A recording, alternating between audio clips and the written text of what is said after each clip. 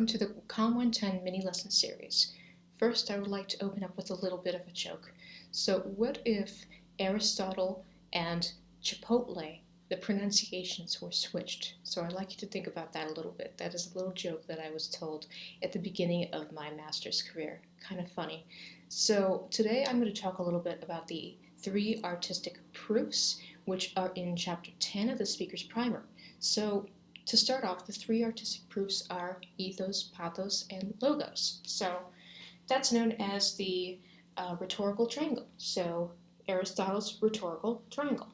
So anyhow, let's start off with ethos. So ethos refers to the credibility of the speaker. So how much credibility you have on the topic, how much knowledge you have on the topic. So for example, if you're talking about pharmaceuticals or medication, something like that, and you are a pharmacy student, a pre-med student, that is your ethos, that is your credibility. So you might want to begin your speech by saying, as a pre-med student, as a pharmacy student, I know quite a bit about this because I have been taking classes on this subject.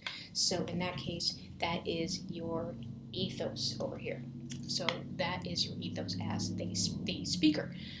Moving on to pathos now, that is your emotion that you put into the topic. So remember when I talked about emotion and logic? So this is the emotional part, the pathos of it.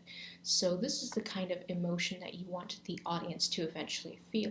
So we think of the Sarah McLachlan commercials, ASPCA commercials on animals being mistreated.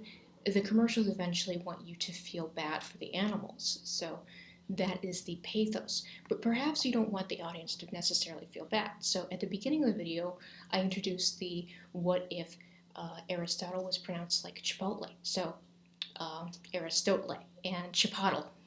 I think that's kind of funny. So that is the pathos. So perhaps you want to open up your speech with a little bit of a joke so that way your audience feels lighthearted. So right there, that is your pathos. But what if you want your audience to be well informed? So that is the logos of the speech. So logos refers to logic.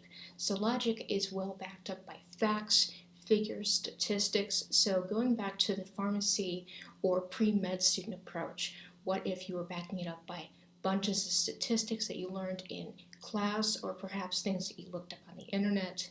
This is the logos approach. So that way your audience knows that you are well informed by logos here.